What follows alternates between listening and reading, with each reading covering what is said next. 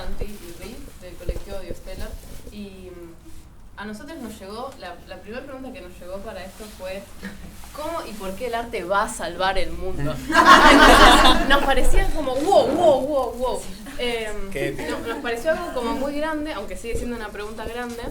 Entonces nos pusimos a preguntarnos, como empezamos a charlar, a ver de qué nos pintaba hablar, qué cosas nos atravesaban. Y llegamos a la conclusión de que queríamos hablar de cómo puede el arte ayudar a cambiar, por ejemplo, cómo usamos las computadoras. Porque nosotros al fin y al cabo hacemos en este colectivo obras con nuestros cuerpos y con computadoras. Y entendemos que la historia oficial de la computación es muy turbia, viene de pulsiones como bélicas, de cómo poder básicamente matarnos entre nosotros más eficientemente. Y eso devino también en cómo podemos controlar esto que pensamos que es la naturaleza o lo no humano de manera cada vez más eficiente. Entonces vimos cómo esta especie en este planeta tan húmedo y tan bonito, después de crear las computadoras, dijo: ok, esto es muy importante. Creemos que el principal objetivo de la humanidad sea aumentar la capacidad de procesar datos y cosas, sobre todo datos. Entonces vamos a ir en una autopista lineal hacia el progreso, donde cada vez podamos procesar más datos de manera más barata, y vamos a quemar todos los combustibles fósiles en el medio, y de esta manera vamos a poder llegar a las estrellas, y porque obviamente el objetivo de la humanidad sería expandirse a otros planetas, y en ese camino, como eso se empezó a dar como una verdad así axiomática, ¿no? Como, ok, este es el objetivo, aumentar nuestra capacidad de cómputo y de procesar datos, y en el medio no importa los costos. Entonces se empezó a dar una monopolización de la tecnología, ¿no? Ciertas empresas, compañías ahí decidiendo en qué invertimos, qué queremos, qué es la tecnología y dónde está su frontera, su línea. Una cosa lineal hacia una especie de nirvana donde los humanos controlemos todo y no tengamos que preocuparnos por cosas. Una especie de la nave espacial de E.T. Como que esa parecería ser el objetivo. Y entonces se dio una especie de monocultivo tecnológico, donde las mismas ideas se reinventan siempre una vez y otra vez. Se mastican, se regurgitan y se vuelven a inventar. Y entonces vemos cómo en este momento la digitalidad mainstream parece ser como un ejército de servidores, data centers y programadores que estarían al servicio de la acumulación de capital, ¿no? Y nos interesa como desertar de esa visión, ver qué otras cosas se pueden hacer con las compus, básicamente, cómo las podemos pensar de otra manera. Y en ese sentido, nosotros llamamos a esta manera de ver la computación el cómputo de conquista. Es esa manera de ver el mundo y por qué queremos hacer tecnología digital. Y ahora, nosotros queremos desertar de esto, y siento que muchos lo estamos haciendo también hablando de estas cosas, porque entendemos que así como nosotras construimos a estas máquinas y construimos la manera en que producen el mundo, ellas nos construyen después también a nosotros. Como que la digitalidad es un espacio colectivo y que se retroalimenta. Sí, está acoplado. Que estamos acopladas a ellas. Y entonces queríamos traer quizás esta visión, me gusta porque creemos que es un momento re divertido para hablar de estas cosas, porque por un lado se llegó a una especie de limitación tecnológica de que ya no podemos seguir aumentando la capacidad de cómputo y hacerlo más barato como hasta ahora. Y por otro lado, con esto de los grandes modelos de lenguaje, que le preguntamos a ChatGPT si Barthes dijo algo o no, y como hacemos terapia con ChatGPT y qué sé yo, como que se empezó a poner a salir de los laboratorios de computación y de los compunerdos que somos, a tipo el sentido común de tipo mucha gente que no está en esa área hablando de ¿qué onda? ¿Para qué queremos usar las computadoras? Y también desde una visión, por un lado, algo como una cosa xenófoba de ¡nos viene a sacar el trabajo! Que, bueno, puede ser verdad, pero también es otras cosas. O una visión de roboteísmo y trae la verdad y solo es un mesías. Y es como, ¿qué otras cosas puede ser además de un extranjero odiable o tipo un dios? Y en ese sentido, creemos que quizás verlo desde una visión artística, usar las compus para hacer arte, puede traer maneras más amables de computar.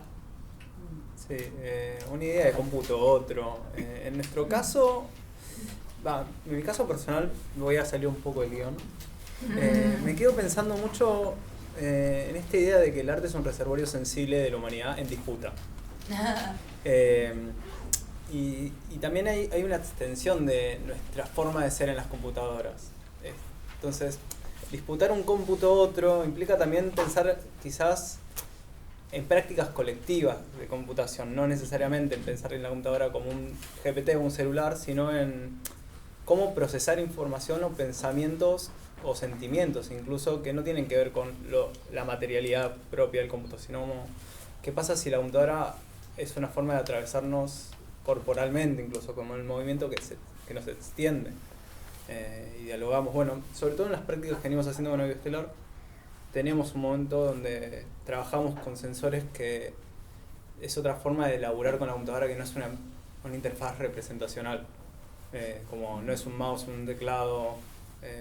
Hay otras formas de pensar esa distancia, y esa distancia también afecta a otros, afecta al mundo sensible que nos rodea.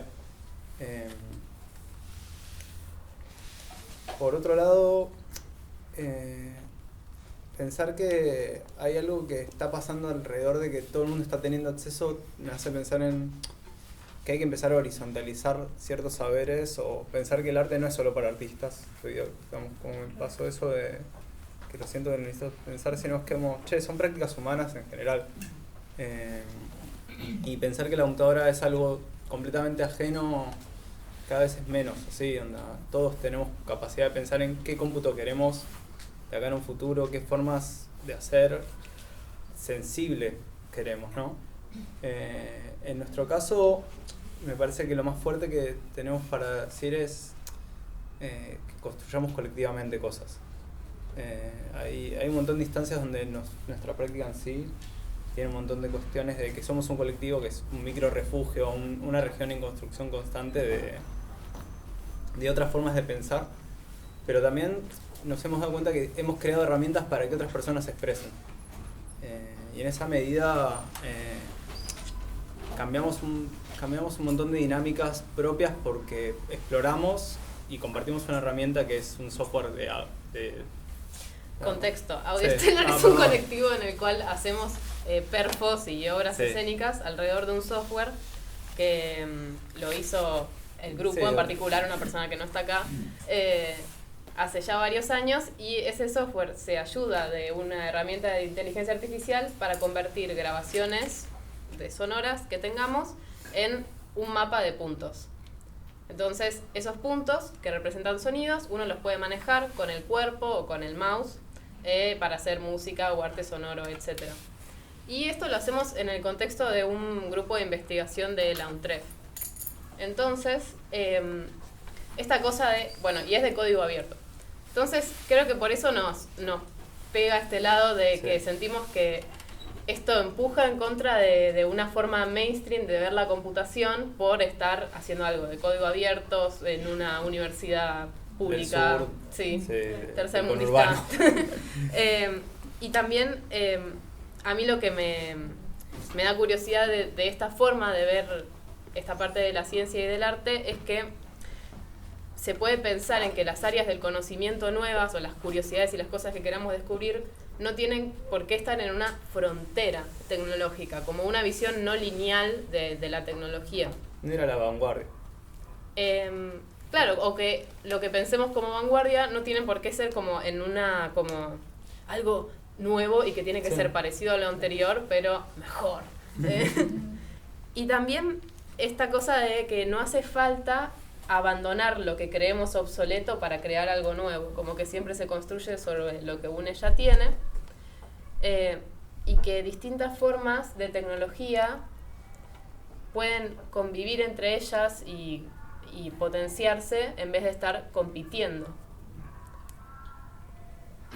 Creo que va por ahí. Sí. Por ahí queremos un poco el hilo. ¿Cómo? No sé pero... Y bueno, si bien este colectivo empezó haciendo este software que era sobre todo para hacer música y arte sonoro, hace unos años empezó a traer performers y bailarines para censar ese movimiento y ese sonido con el cuerpo y con la danza. Y ahí surge esta cosa de que cuando estamos computando, la carne y el cuerpo no se puede esconder, si bien lo queremos esconder teniendo siempre como el mouse y el teclado. ¿Cómo podemos usar las computadoras, por ejemplo, sin tener lumbalgia y rompiéndonos el cuello? ¿Cómo podemos computar desde una danza? Y cómo puede ser la carne y sus afectos y sus fricciones de afectos las que modulen la información y no necesariamente algo racional y lógico.